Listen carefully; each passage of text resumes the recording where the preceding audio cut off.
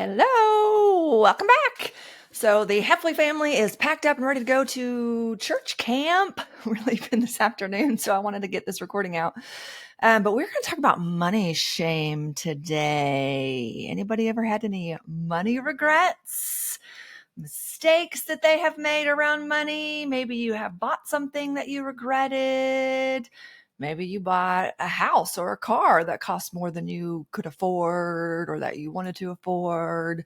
Maybe even you have made some investments that have gone bad. Like you did your due diligence, you did your research, you got your referrals, you thought you were doing what was best to invest, multiply your money, and it was a scam or a bad deal or just fell through, and over and over and over again. Anyways, this has been a theme. There's lots of theme episodes coming along. I feel like the Lord puts these themes throughout people that I coach, throughout my personal relationships, throughout things that I'm learning. And it's because there needs to be freedom in that area.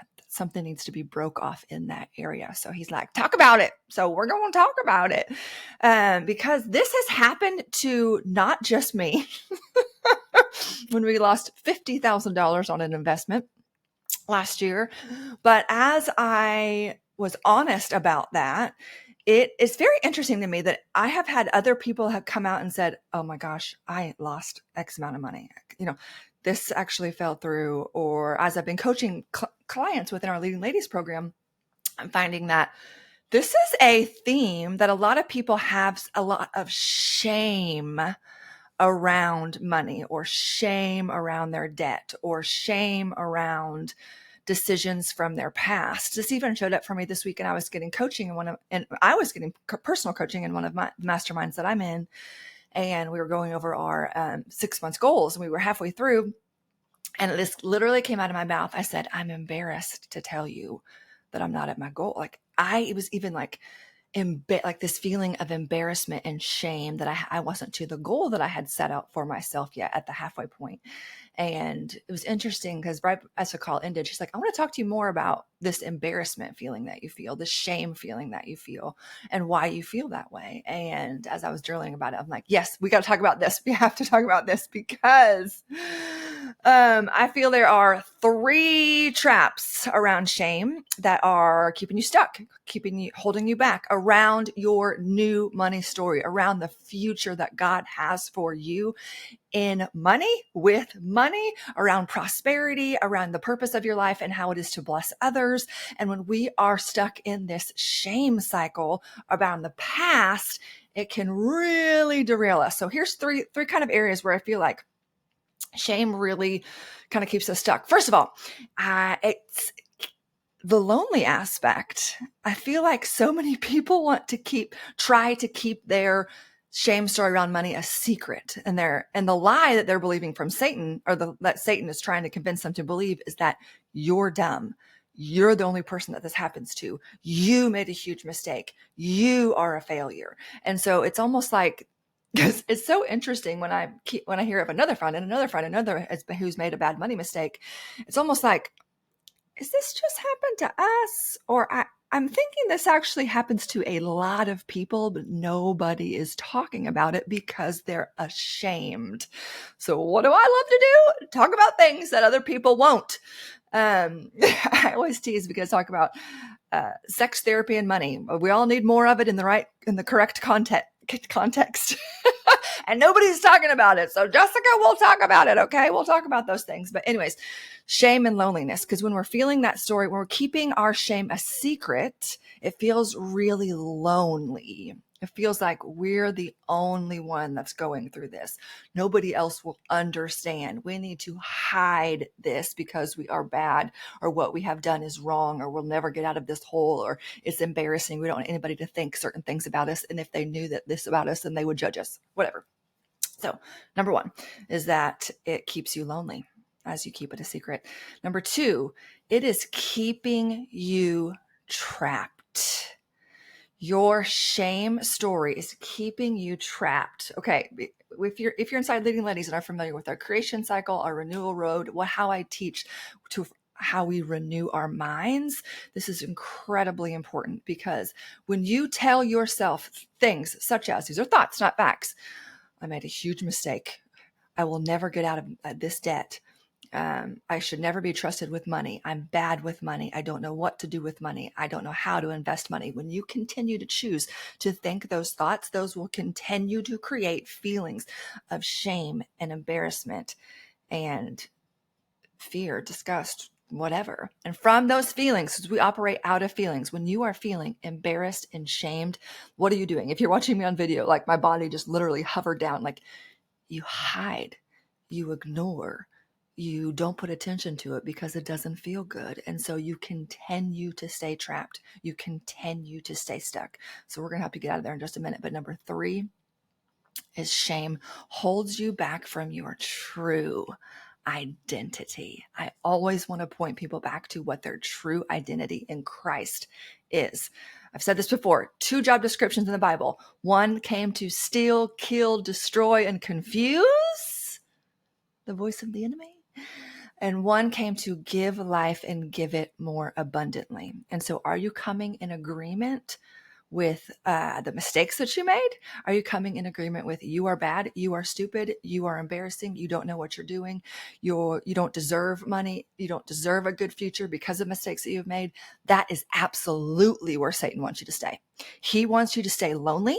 He wants you to stay stuck, and he wants to hold you back from everything that God has called you to do, everything that goes back to your purpose of why you are here in this earth, why you have your business in the first place, how you are called to be a blessing to this earth. When you are in shame, when you are continuing to tell your story of shame around your money story, you will hide.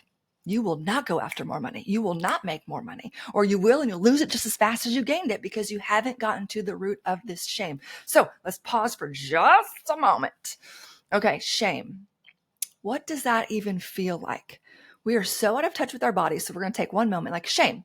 Think of your money mistake story or that you are embarrassed of. You have tried to keep a secret. Maybe you haven't told other people. Maybe you've been avoiding it. Maybe even avoiding looking at your money or looking at your debt or avoiding making a plan, whatever it is. Acknowledge what does shame even feel like in your body? Like, is it your throat? Is it like closing up heavy on your chest? Is it this pit in your stomach? Is it a pain in your head? Like, we're going to take 3 deep breaths, and you are going to breathe in and breathe out. And I want you to just feel the feeling of shame. I promise you won't die. Spoiler alert. I promise you won't die. But this is a key point in moving past any uncomfortable emotion. So here we go. 3 big breaths. I want you to feel the shame. Breathe in through your nose, deeply and slowly. Breathe out with your mouth. I want you to breathe deep down into your stomach.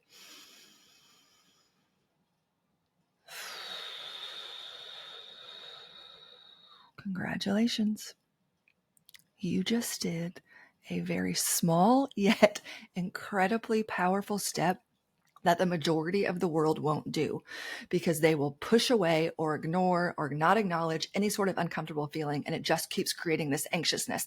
It just keeps creating this shame cycle that they are staying stuck in, and they're not finding a way out of. By you pausing, actually experiencing and feeling the uncomfortable emotion that is there, you will be able to move forward. You then will be able to make powerful decisions to have a different future. And since we look at everything about our life and business from a biblical perspective, here's a couple of things I want you to consider on what might be happening or why this happened to you. And so it's so easy to say, whatever your money story is, like, it's so easy to be like, well, they did this to me, or you don't know what happened, or I did my due diligence, or God is punishing me, whatever your story is. I want you to notice that it's a story. And for so long, it's like this, you're hugging this porcupine. It's like, no, this is what happened to me. I'll never get better. This is what they did this to me. My debt is so much. I don't deserve a better future. And you just continue to hug this porcupine. And it is so painful. And you just keep telling yourself the same story over and over and over again. And you're just like, I am not going to let go of this painful story. And God's like, just stop hugging the porcupine and the pain will go away. You can offer this up to me in a partnership and we can get through this and you will have a better future. So I was when I was thinking about this, kind of making some notes about this episode, I thought of like 3 big areas that can be uprooted when something like this happens to you. Because I always want to think of, when something in life happens, there's nothing I can do to change the past. There's nothing you can do to change what happened in your money situation. There's nothing you can do. It's causing you a lot of pain and anxiety to keep living in the regrets and thinking about what you would have done differently, what you should have done differently, what you fill in the blank. But that isn't serving you and it's not helpful. So 3 kind of I feel like that might have happened to you. There's kind of 3 reasons of why this might have happened to you. Or when I'm looking to the Lord of like, why did this happen? What lesson can I learn from this to move forward? Number 1, maybe your love of money. Maybe there is still some deep-seated scarcity within you, some deep-seated idolatry around money that the Lord could be uprooting in you. And that could taking away some of your money and having to decipher, explore with him all the emotions and feelings that have come up because of that. So is he uprooting your love of money? Because money's not good or bad. It's amoral. It's a tool. But did you have some love of money? Did that losing of that amount of money sting so much that he's trying to get your attention? Of maybe some scarcity mindset there, some poverty mindset there. I don't know. You get to explore the Lord with that. Number 2, is it some trust and control issues? Did sister freak out when she lost that money? Were you desperately trying to control your life, control your situations, control your future? You being acting or thinking that you are totally and completely in control of your future and you're the one that is in charge of it and you're the only person that can take care of you. Interesting. Maybe the Lord is trying to uproot that. Or number 3, just simply fear of where your safety comes from, fear of where your security comes from. Did that come from money? Did you only feel safe or secure when you saw money in the bank or whatever it was for your situation? And in light of those 3, I believe maybe the Lord is trying to plant something new within you, because maybe the Lord has abundance beyond all that you could ask or imagine, according to his power that is at work within you. Together as a partnership, there is abundance there.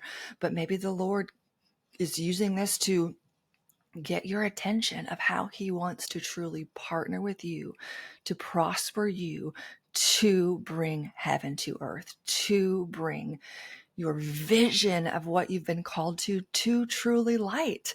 So let's start over fresh, start over new. Or maybe he's trying, and in light of this as well, trying to plant within you a dependence, a partnership to do this together, for you to not make decisions alone or not try to do it in your own strength or not try to do what you think is best. But he's saying, he's inviting you to be like, hey, let's talk about this. Maybe what God wants you to do with your money, to steward and multiply it, maybe what God wants you to do with the future of your money doesn't make sense right now or doesn't make sense to the world. But as you partner in your dependence on him, it'll make complete sense someday, but it doesn't make sense right now.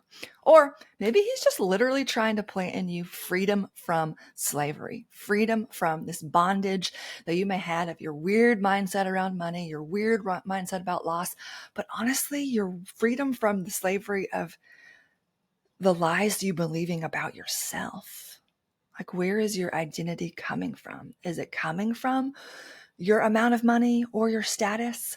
Is it coming from if you must make mistakes or don't make mistakes? Is your identity coming from the voice, the condemning voice of the enemy that says you are bad, you made a mistake, you're bad with money, this will never get better, you'll never get out of debt, this will always be your situation? Or Are you listening to that still small voice that is saying, I am doing a new thing? Apart from me, you can do nothing. Are you believing that your future will be better than your past? And what if I want to really invite you to really consider this thought. What if whatever happened in the past with your money, what if it was always supposed to be this way? What if it was always supposed to be this way? What if the mistake that happened with your money or whatever your shame story is, what if it was always supposed to be this way? Because it's going to bring you to a new version of yourself, more higher, elevated thoughts of you and your purpose and your mission. It is going to bring you to your knees on what to do moving forward. This podcast is all about creating more peace and making more money by stewarding your business God's way. And so the create more peace is a choice. You have a choice to make powerful decisions. And the only reason that is holding you back from moving forward with your money is shame. What if that's the only thing? What if you are just unwilling to sit for a few moments and actually feel the feelings of shame? What if you went and told your shame story around money? What if you went and told the mistakes that you'd made or how you have felt or how you have felt lonely or trapped or held back from your true identity because you believe those lies? I bet that a ton of people would relate to you. I bet that it would increase your influence with them because it would make you more relatable. And they could better understand you because they have a shame story around money too. So you live into the story that you tell yourself. What is the future that you have around money? Take a moment, feel the shame, the embarrassment, the dread, the doubt, but then recognize that the voice of God that is calling you into your destiny and your future, he does not call you by your mistakes. Your name is not your mistakes. Your name is not your past. He is doing a new thing. And in order to do the new thing, you have to come into agreement that he wants to partner with you, that the mistakes that you made are part of your past and that you can move forward and that your future can look different from your past. Stop looking at all the evidence from your past. Your future can look different from your past. And when you come in agreement with that, you will create more peace and make more money. This is one of my most favorite topics to talk about inside of our Leading Ladies Breakthrough program. We cannot wait to see you on the inside of that coaching program where you will have continued and extended and repeated breakthroughs around your money story. See you next time.